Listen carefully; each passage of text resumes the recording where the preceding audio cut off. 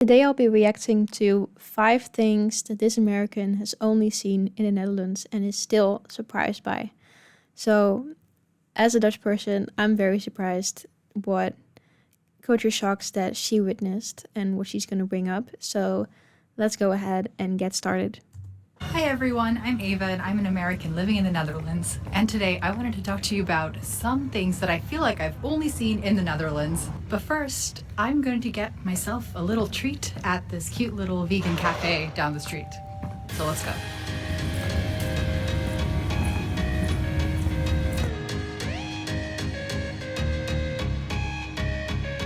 And in case you were wondering, I got myself a box full of pastel de natas. So it's a great day to be me.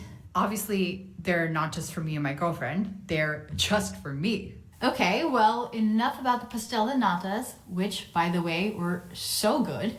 I wanted to tell you about these things that I feel like either only happen in the Netherlands or only Dutch people do.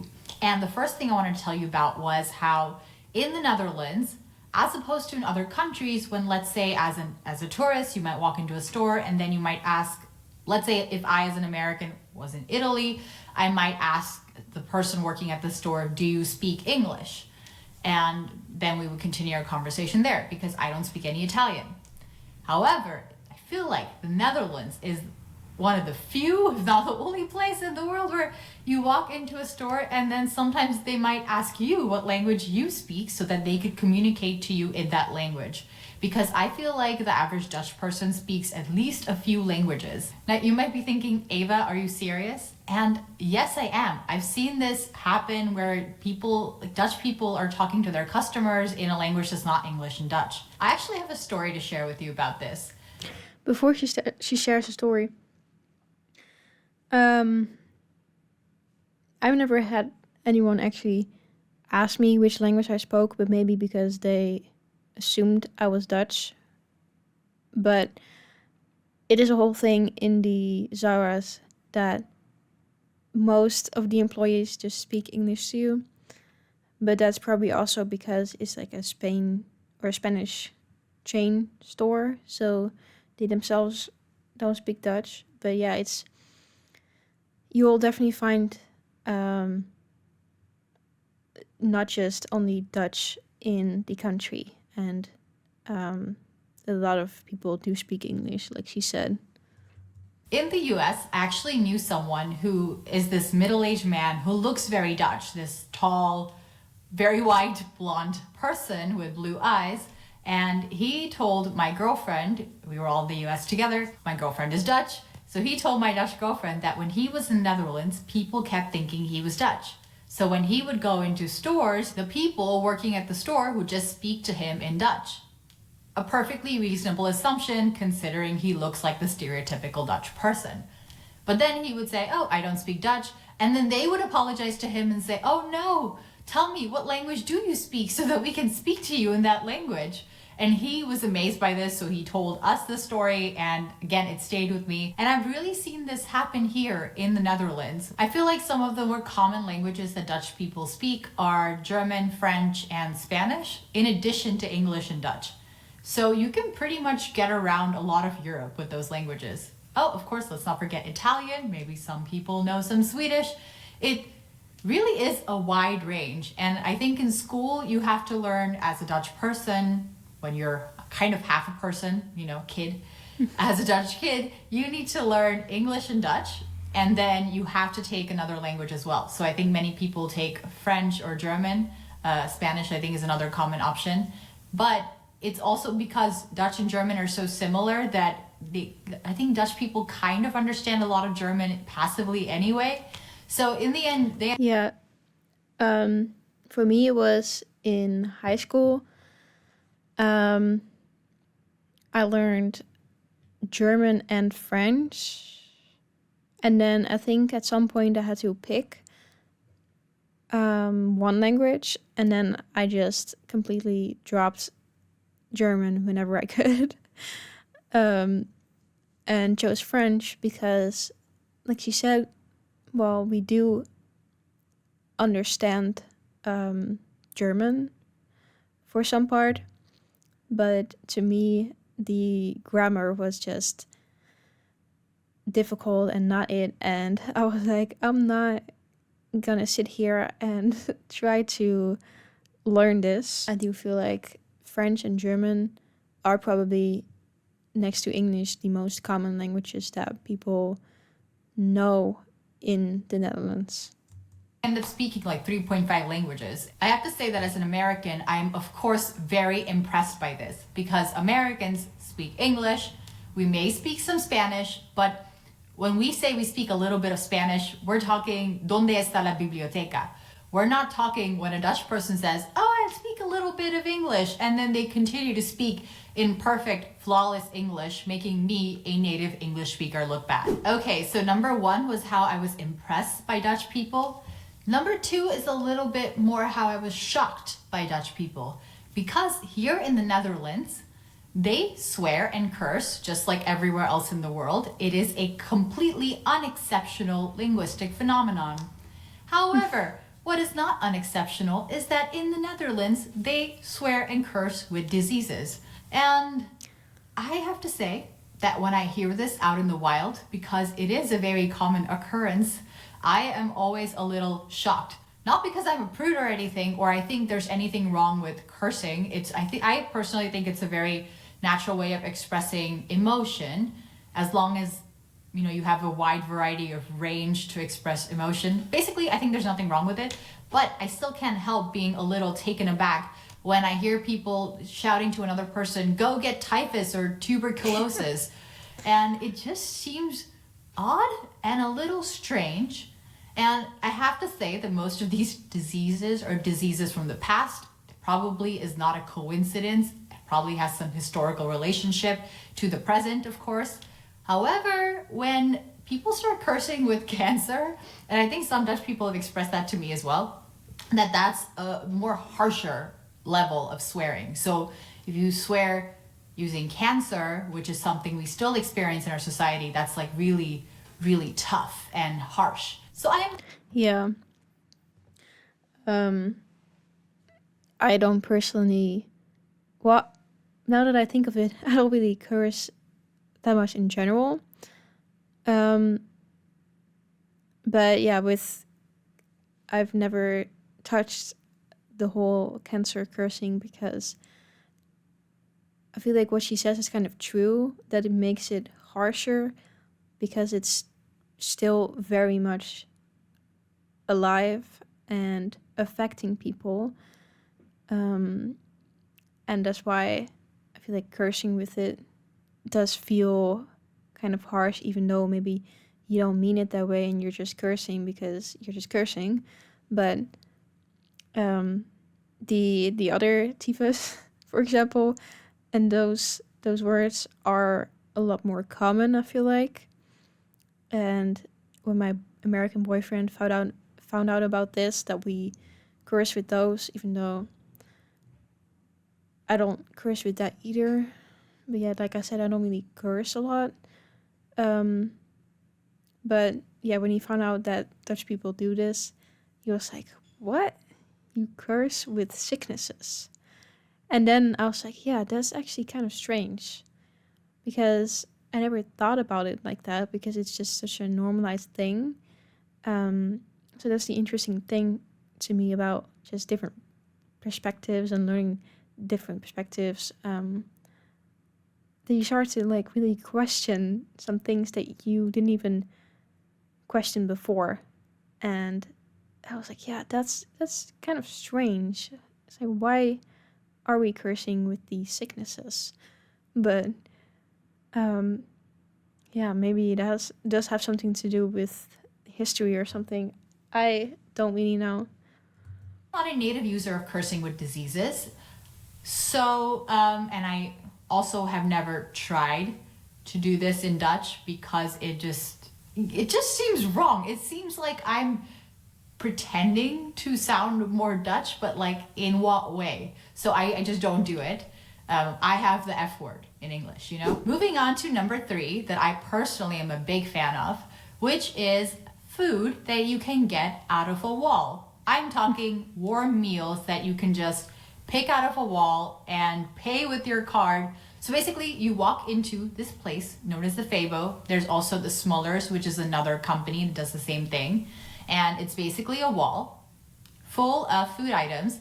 And I could just see a food item I like a burger or a kaas souffle, a cheese souffle. And I can just, open this little container, grab my burger or cheese souffle. Clearly, can you tell that I like cheese souffles? And then I can pay with my card and I'm good to go. All of this takes about 30 seconds. It's just so convenient, and I definitely make use of that in my student life, my college life. The Smullers, because there is Smullers at the train station in Breda, where I would be like every day. And so sometimes when it was late and I was going back home, I would just get a quick snack from that wall, and it's just really convenient because it's already done. You just pay and you go. Ridiculous how easy it is. And it has not been great when I'm wandering around, just, with a tiny, tiny hint of hunger in me, or I just feel like having a snack. And there it is, so conveniently located at the station or in the middle of the city. And then I just inevitably keep getting a cheese souffle. So the Fabo and the Smullers are really popular in the Netherlands. And I have a feeling that the reason this food in the wall concept took off was because Dutch people are extremely efficient. They don't want to waste any time when they want their food. Sounds a lot like Americans, right? But then also, I feel like they also don't want to talk to people. They don't want to do small talk. They don't want to stand in line at the cash register and have to actually have an exchange. No, they just want the food. And they figured out a way to get the food without doing all the talking and standing in line. There you have it. Maybe that's what I really like about it as well, is you don't have to say anything. You can just go ahead and grab it, and that's it.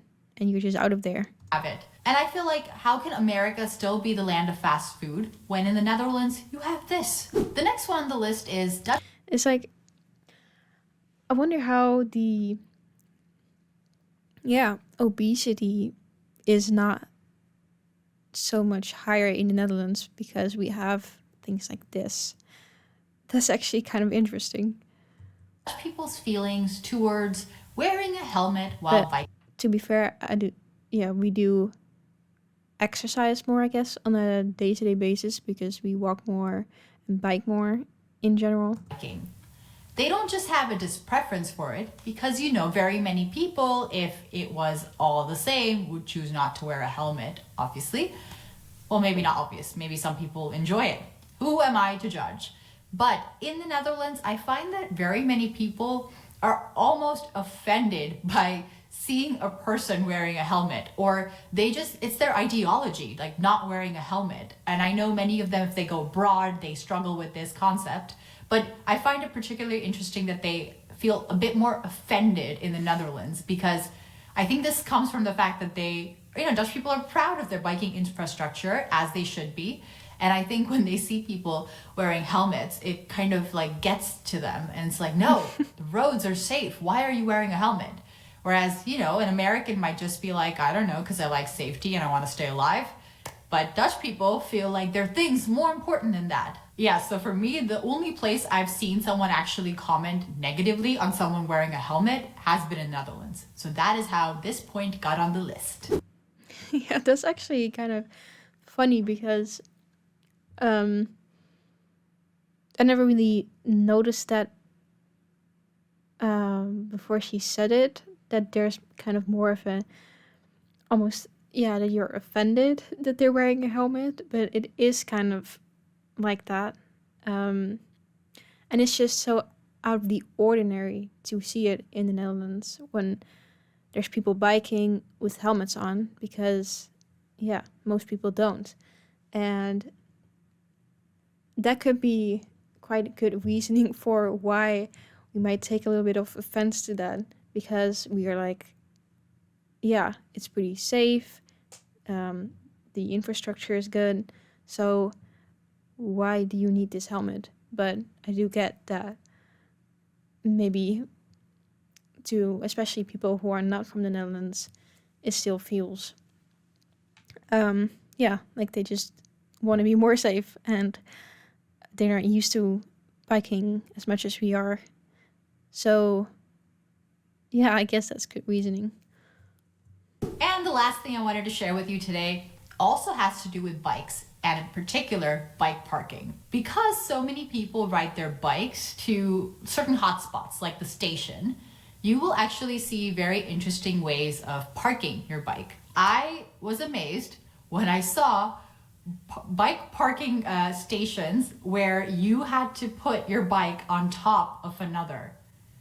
I mean, we've all seen like car garages where you know, park your cars sort of on top of each other.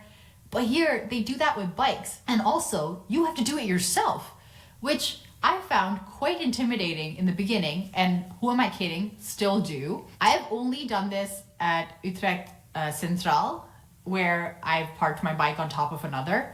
And it was quite an experience. I had to pull down this like metal thing, and then I had to get my bike, which is this honestly quite heavy Oma fiets, which is like a grandma bicycle, but basically it's very heavy. It's not one of these like light, mobile, agile bikes. It's a heavy, heavy contraption. And I had to take that heavy contraption and put it on top of another contraption and then slide it up. And Dutch people seem to do this in the matter of just seconds. And I actually have never done this because usually when I use the public transit, then I don't have my bike with me because I'm fortunate enough to never have needed a bike when I came out of the train station, especially with school because the bus stop would be at the school. And I always took a bus to go to the train station. So I would bike to my bus stop and put my bike there. So I've never actually used one of these things. And I feel like it would intimidate me as well. So yeah, I get that. That was intimidating for her because at least I've seen it before. But I don't really know how all of that works either, to be fair. I'm in the bicycle stall and I see everybody just doing it very quickly. And when I did this for the first time, I was there. It's like, okay, I'm going to pretend I'm just like everybody else. Clearly not. And then, you know, there I was struggling. But then comes the part where once your bike is on this contraption that you're then supposed to like push it, and then it just stays on top of the other bike. And when I successfully did it, I think I did it right, I was amazed because I just like was able to put this huge heavy bike on top of another bike. And yep, I feel like, is it just me who's kind of intimidated by this? Although I will say after I've done it, it just doesn't seem too bad. But I wonder if Dutch people have feelings and thoughts about this. So if you are Dutch and watching this, let me know in the comments down below. So those are... Yeah, I basically just did that. Like, you can call me not the most Dutch person in the world for not having done this, but it's just the way it is. And it does look quite intimidating. But anyways, I think that's the end of the video. So let me know if you've ever used one of those bike moving garage things.